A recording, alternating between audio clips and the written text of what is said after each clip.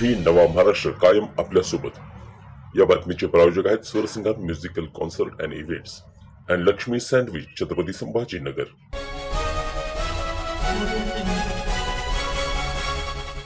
Human right council भारतच्या वतीने प्रज्ञा मगरे पैठण यांना भारत गौरव पुरस्कार देऊन गौरविण्यात आले।